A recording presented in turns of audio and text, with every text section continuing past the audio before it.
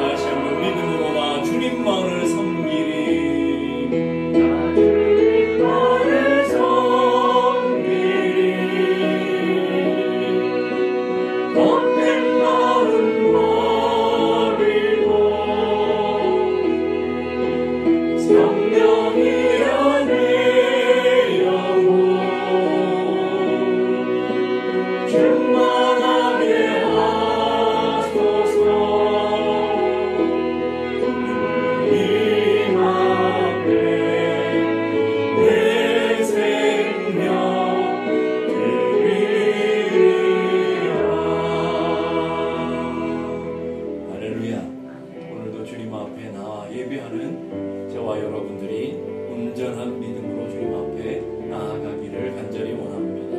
나 주님만을 섬기며 헛된 마음 버리고 성령이여 내 영혼 충만하게 하소서. 주님 앞에 내 생명, 내 믿음 온전히 드립니다. 고백하며 나갈 때에 오늘도 믿음으로 예비하며 믿음으로 주님 앞에 서는 저희 모두가 되기를 간절히 원합니다.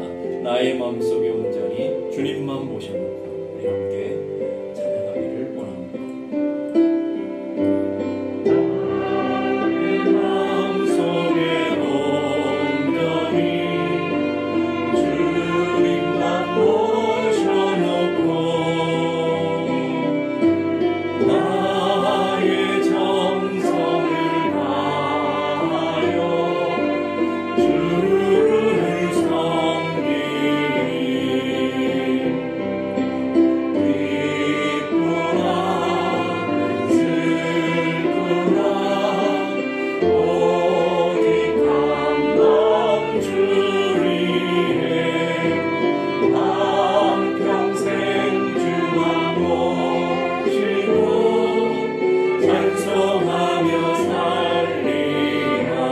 주님 나의 큰 능력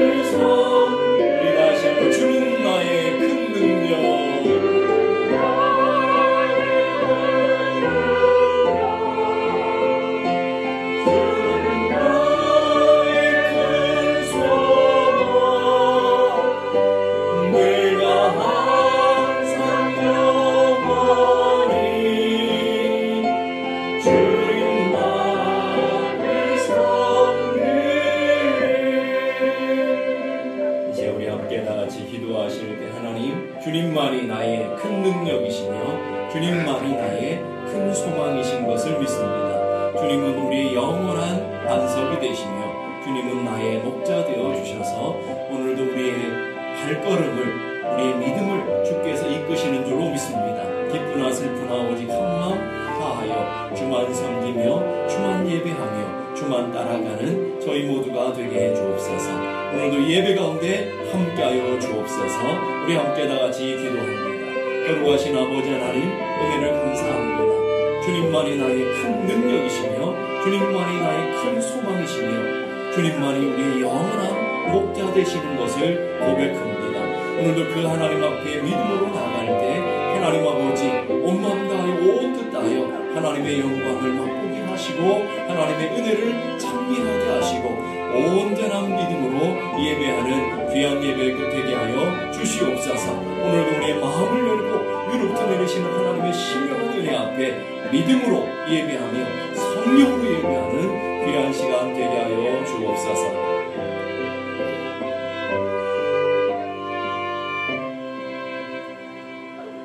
은혜로우신 하나님 아버지 감사합니다. 지난 한 주간도 저희들을 지켜주시며 저희들의 발걸음을 인도하시다가 오늘도 거룩한 성의를 구별하여 주의 전에 모이게 하시고 하나님을 예배할 수 있도록 은혜 허락해 주셨음을 감사합니다. 온 마음 다하여 온 뜻 다하여 하나님의 존전 앞에서 싸우니 하나님 오늘도 믿음으로 예배하며 성령 충만함으로 예배할 때 하나님의 영광을 맛보며 하나님의 은혜를 온전히 누리는 귀한 시간 되게 하여 주옵소서. 하나님께는 영광이 되어지고 예배하는 우리 한 사람 한 사람 심령 속에는 하늘의 평강과 기쁨으로 가득 채워질 수 있도록 은혜 베풀어 주옵소서. 오늘도 주님 앞에 예배할 때 하나님 이 예배가 온전한 산제사 되어 주님의 존전 앞에 아름답게 올려드려지게 하여 주시고 주님이 받으시는 예배, 주님이 기뻐하시는 예배, 주님이 찾으시는 참된 예배자들이 되게 하여 주옵소서. 하나님 오늘도 주님을 만남으로 주의 은혜가 우리 안에 가득하기를 원합니다. 우리 인생에 묶였던 것들이 풀려지며 우리의 답답하고 컬컬한 심령들이 하나님의 주시는 은혜와 기쁨으로 가득 채워질 수 있도록 도와주시옵소서.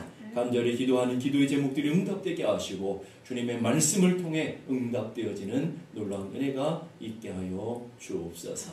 존귀하신 예수 그리스도 이름으로 기도드려옵나이다. 아멘. 교회 소식 알려드리겠습니다. 모든 공예배 시간과 실내에서 마스크를 착용하시고 사회적 거리를 잘 준수해 주실 수 있기를 바랍니다. 2021년 신년 대신방을 하겠습니다. 신방 받기 원하시는 분들은 신청서를 작성하셔서 다음 주까지 신방 신청서함에 넣어주시면 감사하겠습니다. 신방 신청함은 본당 입구 테이블 위에 있습니다. 2020년 세금 보고용 헌금 내역을 신청하기 원하시는 분들은 다음 주일까지 작성하셔서 헌금함에 제출해 주시면 감사하겠습니다. 옥정호 집사님이 전화가 변경되었습니다. 우리 함께 다 같이 기도하겠습니다. 은혜로우신 하나님 아버지 감사합니다. 오늘도 주님 앞에 믿음으로 나왔습니다. 오늘도 우리 연약함을 들고 우리의 부족함을 들고 주님 앞에 나왔습니다. 하나님의 은혜가 없이는 살아갈 수 없는 연약한 인생이기에 하나님의 도우심이 아니면 한순간도 살 수 없는 인생이기에 오늘도 주의 은혜를 구하며 주님의 도우심을 구하며 주님 앞에 나아갑니다. 하나님 우리 연약한 손을 붙들어 주시고 연약한 무릎을 일으켜 주시고 우리 연약한 심령들을 열어주셔서 하나님의 은혜로 채워지며 하나님의 영광을 맛보며 하늘의 은혜를 누리는 복된 시간이 되게 하여 주옵소서. 귀한 예물 구별하여 주의 손에 올려드립니다. 하나님 이 예물 하나님 흘러가는 곳마다 영혼을 위로하며 많은 영혼들을 구원하며 하나님의 나라를 세워가기에 부족함이 없는 귀한 예물 되게 하여 주옵소서. 하나님의 영광과 하나님의 나라를 세워가는 복음의 통로가 되어지는 예물 되게 하여 주옵소서. 하나님 아버지 우리 성도들 가정들마다 기업들마다 주님께서 붙들어 주시고 함께 하셔서 하나님의 풍성하심으로 채워질 수 있도록 인도하여 주옵소서. 하나님 오늘도 주님의 말씀 앞에 섭니다. 겸손히 듣게 하시고 이 말씀 앞에 믿음으로 반응하게 하시고 하나님의 영광을 꿈꾸며 이 말씀을 붙들고 나아가는 믿음의 자녀들 되게 하여 주옵소서. 존귀하신 예수 그리스도 이름으로 기도드리옵나이다. 아멘.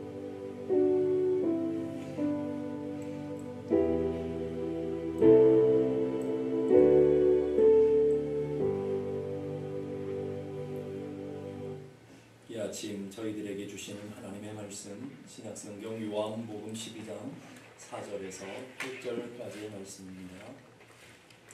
신약성경 요한복음 12장 4절에서 8절까지의 말씀 제가 한 절 여러분 한 절씩 교독합니다.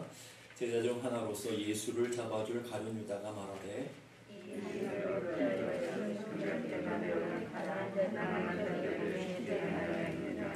이렇게 말함은 가난한 자들을 생각함이 아니요 그는 도둑이라 돈꾀를 맞고 거기 넣은 것을 훔쳐가미로라.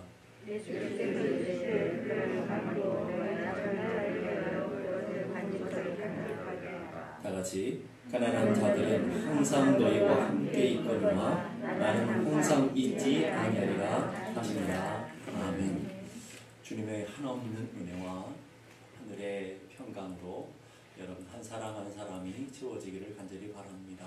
여러분 인생의 발걸음 한 걸음 한 걸음 걸어갈 때마다 성령으로 충만해지며 한 걸음 한 걸음 걸어갈 때마다 하나님의 은혜로 가득한 그런 복된 인생 여정들이 다 될 수 있기를 주님의 이름으로 축복합니다. 마리아가 향유 옥합을 깨어 주님께 부은 사건을 보면서 예수님의 제자 중 하나인 가룟 유다가 이런 문제를 제기합니다. 어떻게 반응합니까? 5절 보니까 이 향유를 어찌하여 300데나리온에 팔아 가난한 자들에게 주지 아니하였느냐 하니 향유를 팔아 그 값으로 가난한 자들을 돕지 않았다고 비난하고 있는 모습을 보게 됩니다. 이 복음서뿐만 아니라 다른 복음서에도 보게 되면 마리아의 행위를 비난하는 사람들이 가룟 유다만이 아니라는 것을 우리는 보게 됩니다. 마가복음 14장 4절에 보니까 어떤 사람들이 화를 내어 서로 말하되 어찌하여 이 향유를 허비하는가. 그 행위를 보면서 화를 냈다. 분노를 가졌다라는 얘기를 하는 것이고요. 많은 사람들이 그렇게 반응하는 것이고요. 그러면서 이 향유를 허비한다, 낭비한다라는 단어를 쓰고 있습니다. 마태복음 26장에도 보니까 제자들이 보고 분개하여, 분개라는 단어를 쓰죠. 분개하여 이르되 무슨 의도로 이것을 허비하느냐, 낭비하느냐라고 얘기하고 있습니다. 이 유다만 분노하는 것이 아니라 제자들도 그 주변에 있는 많은 사람들도 보면서 이것을 마리아의 행위를 보면서 분노하고 화를 내고 있는 모습들을 보게 되는 것이죠. 그러면서 대놓고 왜 이렇게 낭비하느냐, 왜 이렇게 허비하느냐라고 비난하고 있더라는 거예요. 왜 그랬을까요, 여러분? 왜 이런 반응들이 나올까요? 6절 보니까 이렇게 말하면 가난한 자들을 생각함이 아니요 그는 도둑이라 돈괴를 맞고 거기 넣은 것을 훔쳐가미니라. 예수님이 가룟 유다를 보면서 아예 직접적으로 얘기하고 있어요. 그는 도둑이다 라고 말이에요. 이거 얼마나 비참한 얘기예요. 주님의 제자, 당신의 제자 아닙니까, 여러분? 주님의 제자인 그 사람을 보면서 그는 도둑이다. 그는 나의 충성스러운 자다. 그는 나의 마음에 합한 자다. 뭐 이렇게 표현해야 될 제자들 있잖아요. 그런데 그는 도둑놈이다 라고 주님이 그렇게 얘기하고 있습니다. 다른 제자들도 다 마찬가지 똑같은 마음들이라는 거예요. 왜 그럴까요? 성령님이 그들의 마음속에 있지 않았기 때문에 성령 그 이후에 성령 체험하게 되고 성령의 사람들이 되어지잖아요. 근데 그 전까지는 다 육적인 사람이었기 때문에 그들의 관심은 언제나 돈에 있었다는 거예요. 어떤 사람은 돈에 관심을 갖고 있는 사람은요 모든 판단들을 돈을 중심으로 판단하게 될 거예요. 어떤 사람은 권세를 가진 사람은 그 권세를 중심으로 세상의 일들을 판단하게 될 거예요. 어떤 사람은요 자기의 명예가 가장 소중한 사람 명예를 따라서 그걸 판단하게 될 거예요. 근데 가룟 유다는 마음의 중심이 돈이었다라는 거예요. 육적인 사람 언제나 세상의 일들을 바라보면서 육적인 눈으로 보고 육적인 눈으로 판단하고 육적인 모습으로 살아가게 되는 것을 보게 됩니다. 가룟 유다는 육적인 사람이었다. 그는 도둑이다라는 말은 돈을 사랑하는 사람이고 돈의 노예가 된 사람이고 그리고 육적인 성령을 받지 못한 믿음의 사람이 아닌 육적인 세상적인 사람이다라는 것을 얘기하고 있는 것이죠. 육에 속한 사람은 영적인 세계를 바라볼 수 없어요. 그렇기 때문에 다 눈에 보이는 것으로 판단하고 물리적인 것으로 판단하게 되게 되어 있는 것이죠. 그래서 육의 눈으로 세상의 논리와 계산으로 모든 일을 판단해요. 그래서 세상 사람들은 나름 똑똑하다고도 하기도 하고요. 효율성이 있다고 하기도 하고요. 굉장히 경제적이고 논리가 정연하다라고 그렇게 칭찬할 때도 있더라는 거예요. 근데 문제는 영적인 문제들도 육적인 생각으로 판단해버린다라는 것이 문제라는 거예요. 육적인 사람은 언제나 영적인 일까지도 육적인 모습으로 판단해버리지만 영적인 사람은 어때요? 세상 일까지도 영적으로 판단하며 영적으로 이끌어가게 되는 거예요. 고린도서 12장 13절에 14절 보니까 영적인 일은 영적인 것으로 분별하나니, 이걸 다르게 말하면 영적인 사람은 모든 것을 다 하나님의 뜻 가운데서, 하나님의 은혜 가운데서, 하나님의 뜻하시는 하나님의 경륜과 계획 가운데서 보며 판단하고 결정한다라는 말이에요. 성령의 사람은 성령을 따라서 성령의 일들을 분별하며 살아가지만, 그러나 보세요, 육에 속한 사람은 하나님의 성령의 일들을 받지 아니하였나니 이는 그것들이 그에게는 어리석게 보인다. 얼마나 어리석게 보이는 거예요. 지금 가룟 유다가 제자들이 이 마리아 행동을 하는 것을 보면서 어리석다라고 판단하는 거예요. 그걸 비난하는 거예요. 왜 그럴까요? 육적인 사람이었기 때문이라는 거예요. 근데 마리아는 영적인 하나님의 사람으로 영적인 믿음을 가졌기 때문에 주님의 놀라우신 은혜와 함께 참여하는 자가 되었지만, 제자들은 주님의 제자였음에도 불구하고 육적인 사람이었기 때문에 자신들의 세상의 관심과 세상의 관점을 가지고 그것을 판단하고 분별하고 있더라는 것이죠. 마리아가 예수님께 향유를 부은 것은 주님을 향한 사랑의 행위 아닙니까? 예배 행위라고요. 영적인 일이라고요. 그런데 가룟 유다는 그 영적인 일까지도 다 육적인 생각으로, 육적인 가치로, 물리적인 가치로 판단해버리고 있다는 것이 결정적인 실수였다는 거예요. 가치에는요, 두 가지 가치가 있어요. 절대적인 가치가 있고요, 상대적인 가치가 있어요. 이 절대적인 돈으로 가치를 매길 수 있는 것이 있는가 하면 돈으로 절대 가치를 매길 수 없는 이 세상에 물리적인 것으로 가치를 매길 수 없는 것들이 이 세상에는 너무나 많다라는 거예요. 여러분 그거 아시잖아요. 여러분이 인생을 살아가면서 돈으로 가치 먹일 수 없는 것들이 얼마나 많습니까? 예수님께 부어드린 향유는 돈의 문제가 아니라 사랑의 문제이며 경제적인 문제가 아니라 하나님의 주시는 은혜에 대한 보답의 반응들이었다라는 거예요. 경제적인 세상의 논리를 보게 되면 이것은 허비이며 낭비이지만 우리는 그것을 낭비라고 허비라고 생각하지 않습니다. 여러분 사랑을 해보신 분들은 아실 거예요. 사랑이 얼마나 많은 허비입니까? 경제적인 가치로 얼마나 허비입니까? 사랑을 어떻게 경제적인 가치로 우리 그렇다면 환산할 수 있냔 말이에요. 여러분 배우자를 사랑하는 사람들, 여러분 자녀들을 사랑하는 부모들의 마음을 어떻게 경제적인 가치로 환산해낼 수 있어요? 여러분들을 사랑했던 부모님의 사랑을 어떻게 경제적인 가치로 환산할 수 있어요? 여러분의 부모님이 여러분을 향한 사랑을 1억짜리 사랑이라고 할 수 있습니까? 도무지 불가능한, 도무지 감당할 수 없는 그런 사랑이라고 우리는 보게 돼요. 어떤 집사님이 결혼하고 아내에게 너무 소홀한 것 같아서 사랑을 보여주기 위해서 장미 100송이를 갖다가 선물했어요. 얼마나 감사하고 고마운 일이겠습니까? 근데 그 아내가 그 사랑의 표현인 장미꽃을 받으면서 반응하는 게, 왜 이렇게 쓸데없는 장미를 사왔어? 고등어나 좀 사오지. 이랬다면 여러분 그것이 얼마나 비참한 일이에요. 여러분 혹시 여러분은 그러고 있지는 않습니까?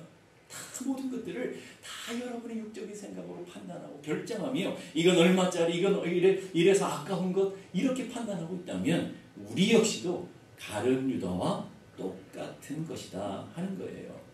우리 이 세상을 살아가면서 돈으로나 물리적인 것으로 평가 불가능한 것들이 너무나 많더라는 것을 기억할 수 있기를 바랍니다. 그런데 영적인 사람은 영적인 가치를 물리적으로 판단하고 경제적인 가치로 판단하고 있다라는 거예요. 영적인 일을 경제와 효율성의 논리를 헤아리고 있으면 우리 역시도 가룟유다 같은 배신자가 될 수 있고 주님의 은혜를 떠난 사람이 될 수 있다는 거예요. 여러분이 교회를 섬기면서 하나님 나라를 섬기면서 하나님을 사랑하면서 많은 희생을 하고 많은 사랑을 드리고 마리아처럼 많은 사랑을 하고 많은 헌신들을 할 거예요. 그런데 그 경제적인 가치로 우리가 어떻게 판단합니까? 도무지 판단할 수 없는 일들 아닙니까? 이런 논리로 따지면 예수님의 십자가의 죽으심의 사건은 향유 부은 사건과 똑같은 사건이라고 제가 말씀드렸잖아요. 그러면 세상에서 가장 큰 허비, 가장 큰 낭비가 도대체 뭐였을까요, 여러분? 다른 게 아니고 예수님 십자가에 죽으신 사건이 가장 큰 허비 아닙니까, 여러분? 가장 큰 낭비 아니에요? 의인도 아니에요. 죄인들을 위해서, 그것도 하나님과 원수된 자들을 위해서 하나님이 그 사랑을 보여주시기 위해서 독생자 예수 그리스도를 이 땅에 보내주셨다고 그랬어요. 우리는 그걸 허비라고 하잖아요, 여러분. 여러분, 허비입니까? 여러분, 낭비입니까? 아니잖아요. 그 구원을 맛보고 그 은혜를 맛본 사람은 그 십자가의 사랑을 허비라고 하지 않는다고요. 물론 하나님의 은혜와 하나님의 사랑을 깨닫지 못한 사람들은 비참한 죽음, 아주 끔찍한 허비라고 생각할 거예요. 그러나 그 은혜를 맛본 우리들은, 그 사랑 때문에 구원받고 그 은혜 때문에 영원한 생명을 받은 사람들은 그것을 허비라고 하지 아니하고 하나님의 위대한 사랑, 도무지 측량할 수 없는 하나님의 은혜라고 표현하고 있더랍니다. 여러분은 어떻습니까? 여러분 어느 쪽이죠? 그 주님의 십자가의 사랑이 쓸데없는 짓이라고 여러분 생각하십니까? 아니면 주님의 십자가의 사랑이 위대한, 정말 하늘을 두루마리 삼고 바다를 먹물 삼아도 다 기록할 수 없는 은혜의 사건이라는 것, 나를 향한 사랑의 사건으로 표현되어지고 있느냐라는 거예요. 로마서 5장 8절 보니까 우리가 아직 죄인 되었을 때 그리스도께서 우리를 위하여 죽으심으로 하나님께서 우리에 대한 자기 사랑을 확증하셨느니라. 우리에게 보여주셨다는 거예요. 뭘 보여주셨다고요? 하나님이 너를 얼마나 사랑하는지 아느냐, 하나님이 너를 얼마나 귀하게 여기는지 아느냐. 그러면서 그 사랑을 보여주신 사건이 십자가의 대속의 사건이라는 말이에요. 여러분, 그걸 보면서 우리는 허비라고 하지 않는다고요. 하나님의 위대한 사랑이라고 고백하는 거예요. 하나님께서 하늘 보좌를 버리시고 이 땅에 인간의 몸으로 내려온 것이 경제적인 논리로 하면 큰 허비일 거라고요. 세상의 진리를 보면 예수님의 십자가의 사건은 끔찍한 허비일 수밖에 없어요. 그러나 그 은혜를 맛본 우리들에게는, 하나님의 사랑으로 영원한 생명을 얻은 우리들에게는 그것이 허비가 아니라 위대한 사랑이 되어지고 위대한 나를 향한 하나님의 은혜가 되어지는 것을 믿습니다. 창끝으로 알려진 영화이죠. 창끝이라는 영화로 만들어 많은 분들에게 알려진 에콰도르에 있는 아우카족 인디언들을 순교하다가 인들에게 복음을 전하다가 순교한 짐 엘리엇이라는 선교사님이 계셔요. 장래가 촉망되는 5명의 청년들이 복음 하나 들고 아우카족을 찾아갔다가 아주 비참하게 살해당하는 일들이 벌어지게 됐죠. 근데 놀라운 것은 나중에 보니까 그들에게는 자신들을 방어할 수 있는 총을 갖고 있음에도 불구하고 그 아우카족들의 칼과 창에 죽었다는 말이에요. 여러분, 도무지 이해할 수 없었던 일이죠. 그래서 라이프지라고 하는 잡지책에서 이것을 아주 크게 다루는 당장 10페이지나 분량을 다루면서 그 제목이 뭐냐면 이 얼마나 불필요한 낭비인가라는 제목을 붙였어요. 얼마나 이렇게 낭비인가. 그러면서 짐 엘리엇이 아내인 엘리자베스와 인터뷰하면서 얼마나 슬프십니까? 그러나 이것은 너무 지나친 낭비가 아닙니까? 지나친 허비가 아닙니까? 더 위대한 일을 할 수 있고 더 그들이 촉망받는 인생들로 더 큰 일을 할 수 있는데 이건 지나친 허비가 아닙니까? 그랬을 때 그 엘리자베스가 이런 얘기했어요. 이건 도무지 낭비라고 할 수 없습니다. 제 남편은 어렸을 때부터 이 순간을 준비한 사람입니다. 내 남편은 이제야 자신의 꿈을 이룬 것일 뿐입니다. 이제 다시는 내 남편의 죽음을 낭비라고 말하지 말아 주십시오. 그 후에 엘리자베스는 다른 순교자들의 아내들과 같이 아이들을 데리고 그 아우카족으로 들어갔어요. 그래서 아주 긴 시간 동안 그들을 위해서 헌신적으로 헌신적으로 희생하며 그들을 섬겼어요. 그러다 어느 날 아우카족의 추장이 엘리자베스에게 묻는 거예요. 도대체 당신들은 누굽니까? 당신들은 도대체 누구기에 이토록 우리를 위해서 이렇게 희생하며 수고하며 우리에게 이렇게 이런 사랑을 베풀어 주십니까? 그랬어요. 그랬더니 엘리자베스가 이런 대답했어요. 나는 5년 전 당신들이 죽인 그 남자의 아내입니다. 그러나 하나님의 사랑 때문에 우리가 여기 왔습니다. 하나님은 여러분들을 사랑하십니다. 그 후에 놀랍게도 몇 년 후에 에콰도르에 있는 아우카 부족들은 아직 복음으로 다 복음화되었고요. 그리고 짐 엘리엇을 죽인 청년은 나중에 아우카 부족의 목사가 되었어요. 여러분, 세상의 기준은 엄청난 낭비, 엄청난 허비라고 그래요. 그러나 이것은 허비가 아니라 하나님 나라의 기준으로 영적인 관점으로 보게 되면 하나님의 일이 땅에 떨어져 죽어 많은 열매를 맺는 놀라운 사건, 놀라운 위대한 사건이라는 것을 우리는 보게 되어지는 것이죠. 그러면서 이 마리아의 향이 붙는 사건을 세상 사람들은, 육적인 사람들은 허비요, 낭비요, 쓸데없는 짓이라고 하지만 예수님은 도대체 그것을 어떻게 해석하고 있느냐, 이게 중요한 거 아니겠습니까? 우리의 헌신과 우리의 희생과 우리의 주님을 향한 사랑의 모습들을 하나님은 우리의 그 모습을 어떻게 해석하고 어떻게 보시느냐, 이게 더 중요한 거 아니겠어요? 7절 보실까요? 7절 다 같이 한번 읽어봅시다. 시작. 예수께서 이르시되 그를 가만두어 나의 장례할 날을 위하여 그것을 간직하게 하라. 예수님은 주님께 향이 붙는 그 사건을 뭐라고 해석하냐면 자신의 장례를 준비하는, 구원을 완성시키는 놀라운 일을 준비하는 일이라는 거예요. 그래서 마가복음 14장 8절 보니까 그는 힘을 다하여 내 몸에 향유를 부어 내 장례를 미리 준비하느니라. 이 아주 놀라운 단어를 썼어요. 제자들은 허비, 낭비라는 단어를 썼고요. 쓸데없는 짓이라고 판단했지만 그것을 받아들이는, 그 예배를 받아들이고 그 헌신과 희생을 받아들이는 주님은 준비하는 단어를 쓰고 있다고요.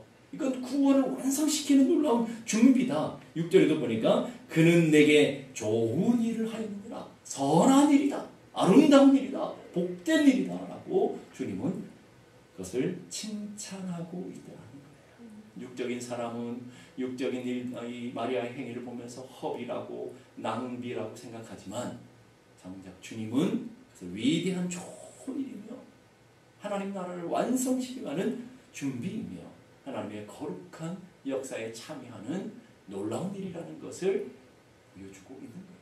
정반대의 해석이 나온 거죠. 똑같은 사건을 보면서 사람들의 평가와 예수님의 평가는 너무나 다르다는 거예요. 왜 이런 차이가 나올까요? 바로 가치관의 차이라는 거예요. 가치관. 로마서 8장 5절 6절을 보니까 육신을 따르는 자는 육신의 일을, 영을 따르는 자는 영의 일을 생각하나니 육신의 생각은 사망이요 영의 생각은 생명과 평안이다. 육신에 속한 사람은 육신의 생각을 해요. 육신의 일을 추구하며 살아요. 육신의 결과로 만족해요. 그것을 쫓아가는 거예요. 그것이 세상의 칭찬과 세상의 영광을 바라보며 살아가요. 근데 영적인 사람은요, 그런 것과 상관없어요. 하나님의 뜻을 찾고요, 하나님의 영광을 구하고요, 하나님 기뻐하시는 일을 쫓아가고요. 그래서 이 세상에 아주 큰 것을 쏟아붓는 마레 같은 일이라 할지라도 하나님은 그것을 기꺼이 하나님 나라를 위해서 살아가는 믿음의 모습으로 서기를 원하고 계시다는 거예요. 역시 눈으로 볼 수 있는 가치와 마음의 눈으로 볼 수 있는 가치가 다르고요. 영의 눈으로 볼 수 있는 가치가 다르다는 걸 우리에게 보여주고 있는 거예요. 7절 8절 보십시다. 로마서 8장 7절 8절 우리 함께 다 같이 한번 읽어보실까요? 시작. 육신의 생각은 하나님과 원수가 되나니 이는 하나님의 법에 굴복하지 아니할 뿐 아니라 할 수도 없습니다. 육신에 있는 자를 하나님으로 기쁘시게 할 수 없느니라. 이렇게 얘기하고 있어요, 여러분. 육신에 속한 사람은 하나님의 마음을 알 수가 없어요. 하나님 기뻐하시는 것을 헤아릴 수가 없다고요.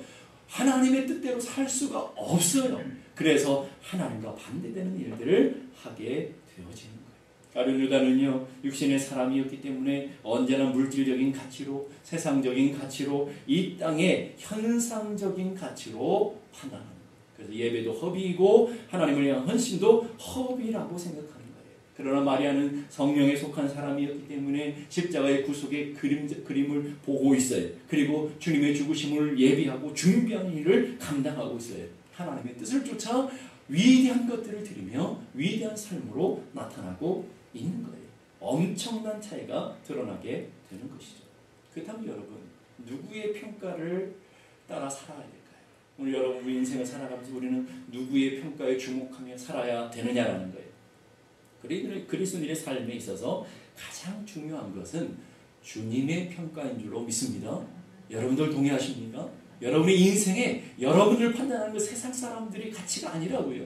여러분 세상 사람들이 성공했다고 그래도 주님은 전 도둑놈이다 그러면 도둑놈인 거예요. 여러분. 그러게 우리의 삶의 기준은 언제나 하나님께 기준을 갖고 살아야 되는 거예요. 그래서 우리는 믿음을 가졌다는 것은 우리의 관점이 바뀌어졌다는 거예요.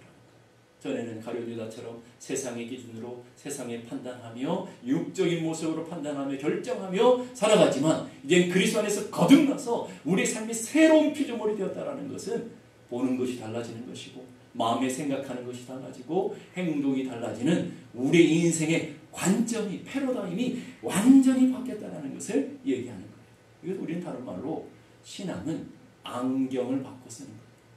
우리 세상에 쓰던 안경을 바꿔서 이제 믿음의 안경을 우리는 바꿔 쓰는 거죠. 안경을 벗으면 자기 시력으로 자기 방식으로 세상을 판단하며 그렇게 살아가요. 그러나 신앙의 안경을 쓰면 예수님의 관점으로 보게 되고 하나님 기뻐하시는 것을 쫓아서 하나님 원하시는 삶을 향해서 한 걸음 한 걸음 나아가게 되는 거죠. 주님이 귀하게 여기시는 건 나도 귀해요. 주님이 천하게 여기시는 건 나도 천해요. 주님이 원하시는 삶은 나도 원해요. 주님이 버리시는 것은 나도 버리는 삶을 살아가게 되어집니다. 왜 그렇습니까? 우리는 이제는 세상 사람이 아니라 그리스도께 속한 하늘의 사람이기 때문에 그런 것인 줄로 믿습니다. 갈라디아서 2장 20절 우리 함께 다 같이 한번 보십시다. 시작. 내가 그리스도와 함께 십자가에 못 박혔나니 그런즉 이제는 내가 사는 것 아니요 오직 내 안에 그리스도께서 사신 것이다. 믿습니까? 내가 사는 것 아니에요. 육신만 그렇다는 말이 아니라 여러분의 마음도 여러분이 보는 것도 여러분의 생각도 여러분의 삶 전체가 이제는 그리스도와 함께 주님이 기뻐하시며 주님이 원하시며 주님이 뜻하시며 주님이 우리를 향하시는 뜻들을 바라보며 살아가는 존재로 바뀌어졌다는 거예요. 우리는 그것을 거듭났다는 것이고 새로운 피조물이 되었다라고 얘기하는 거예요. 사도 바울의 고백을 통해서 보면 이것을 아주 쉽게 우리는 정확하게 알 수 있어요. 빌립보서 3장 7절에서 9절 우리 함께 다 같이 한번 보십시다. 시작. 무엇이든지 내게 유익하는 것을 내가 그리스도를 위하여 다 해로 여길 뿐더러 또한 모든 것을 해로 여김은 내 주 그리스도 예수를 아는 지식이 가장 고상하기 때문이다. 내가 그를 위하여 모든 것을 잃어버리고 배설물로 여김은 그리스도를 얻고 그 안에서 발견되려 하니. 여러분 이 아주 귀한 고백이라고요. 무엇이든 내게 유익했던 것, 육적인 사람이었을 때, 세상적인 사람이었을 때 내가 좋아하고 내가 사랑하고 내가 쫓아가고 내가 마음에 품고 내 가치, 내 인생의 목표였던 모든 것들을 그리스도를 만나고 나서 새로운 사람이 되고 나서는 이 모든 것을 뭐로 여긴다고요? 해로 여긴다. 세상 사람들이 박수 쳐주는 것도, 세상 사람들이 인정해주는 것도, 세상 사람들이 성공이라고 생각하는 것도 그리스도를 만나고 나니까 해가 될 수 있다는 거예요. 해 정도가 아니라 배설물로 여긴다. 아주 쓸데없는 오물이다. 왜 그렇습니까? 진짜를 발견했기 때문에 그래요. 그리스도 예수를 아는 지식, 그리스도 안에서 나를 발견하는 그 놀라운 은혜가 내 인생에 가장 소중한 것이라는 것을 깨달았어요. 영적인 눈을 뜨고 나니까 내가 사랑하고 내가 쫓아갔던 것들이 얼마나 허황되고 얼마나 배설물 같은 것인 것을 깨달았어요. 내가 보지 못했던 것을 보게 돼요. 내가 알지 못했던 것을 알게 돼요. 가치를 알게 돼요. 소중한 인생의 목적을 알게 되었다라는 거예요. 여러분은 어떻습니까? 사도 바울은 예수님을 만나고 이런 위대한 고백 갖고 살아간다고 한다면 여러분의 삶이 어떻습니까?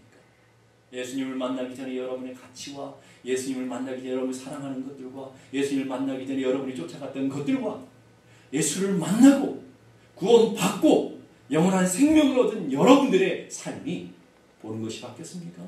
마음에 품는 것이 바뀌었습니까? 가치가 바뀌었습니까? 세상 사람들이 귀하게 여기는 것이라 할지라도 나는 영적인 것보다 더 귀할 수 없다. 예배와 바꿀 수 없다.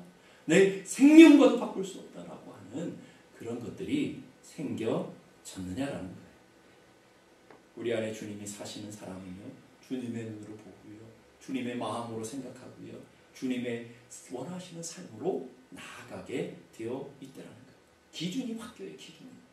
지금까지는 내가 원하고 내가 기뻐하고 내가 그 세상이 원하고 세상이 기뻐하는 그 기준에 내가 그걸 맞춰 살아가지만 이제는 내 안에 분명한 기준이 생겼어요.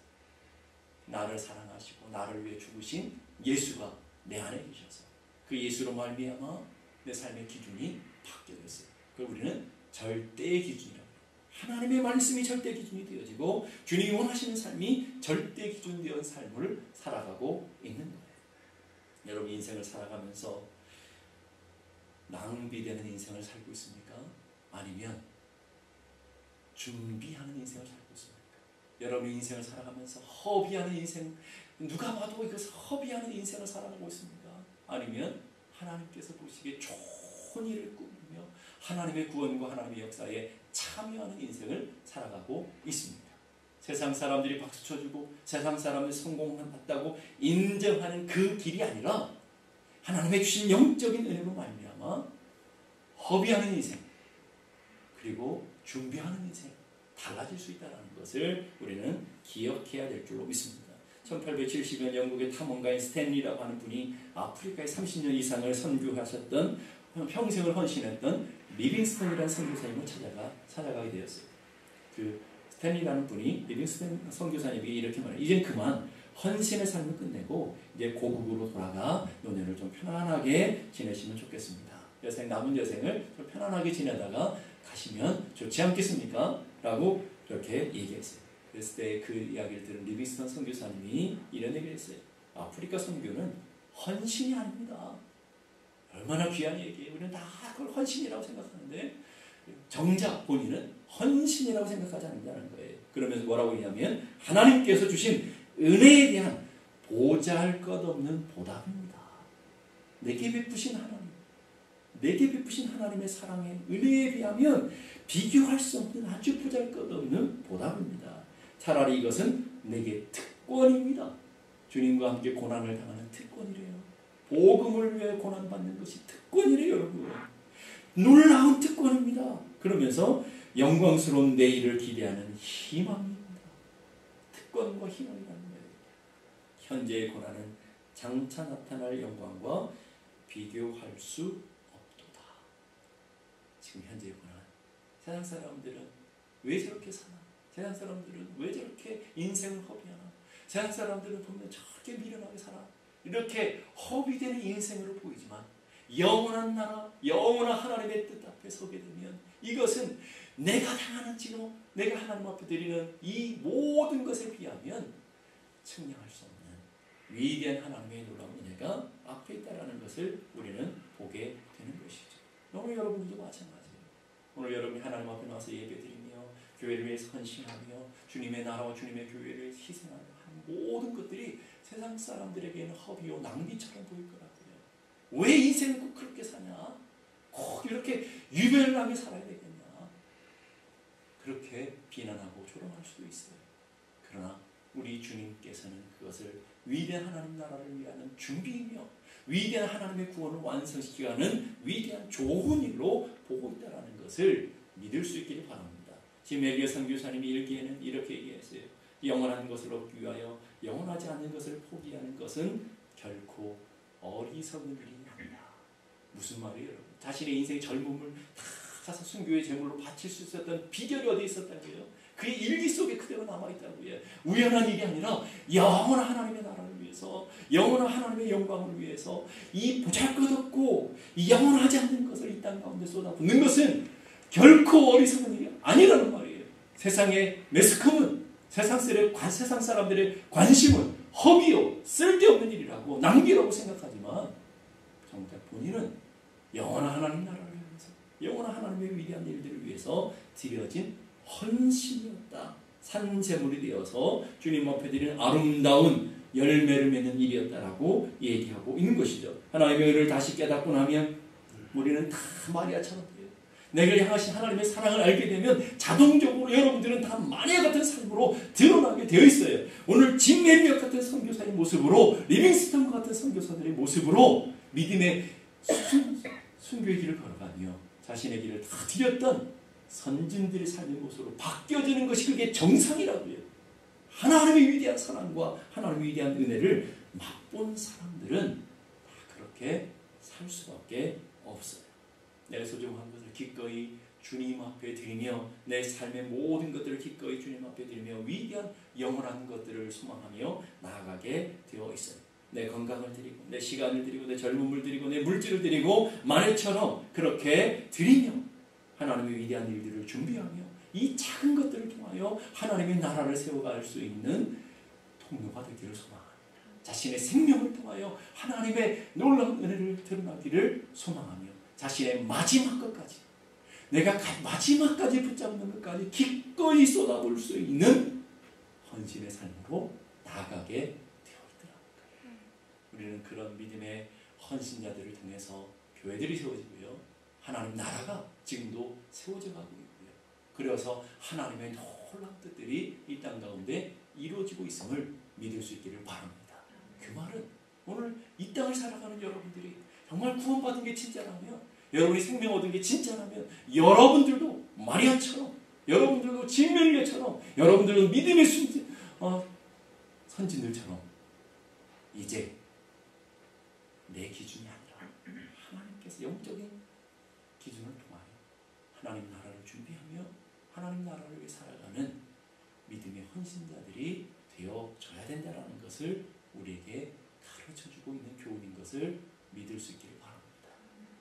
오늘 여러분들이 주님 앞에 서서 나는 어떤 모습으로, 나 어떤 인생을 살아가고 있는지를 분명히 점검하는 복된 시간들이 되어지기를 주님의 이름으로 축복합니다.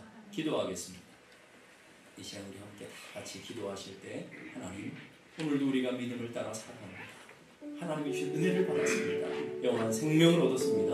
영원한 하늘의 가치를 부여받은 자가 되었습니다. 이제 우리도 마리아처럼, 진밀리아처럼, 믿음의 선진들처럼 정말 영적인 관심을 가지고, 영적인 기준을 가지고, 영적인 마음으로 주의 거룩한 뜻을 분별하며 주님이 원하시며 주님이 기뻐하시며 주님이 뜻하시는 삶을 살아내는 믿음의 사람이 되어지고 은혜 베풀어 주시옵소서.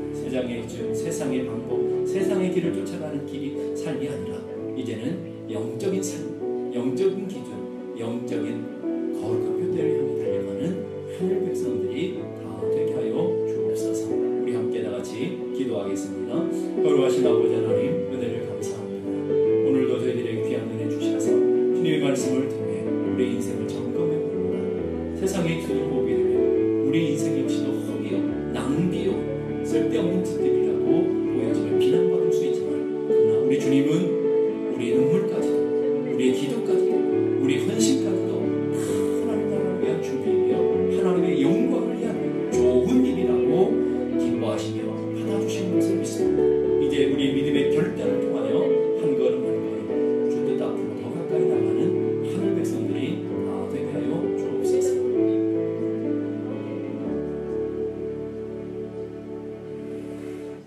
이제는 우리 주님 예수 그리스도의 은혜와 하나님 아버지 크고도 놀라우신 사랑과 성령님의 감화 감동 충만케 하시는 역사가 이제부터 영원까지 함께 계시기를 간절히 축원합니다. 아멘.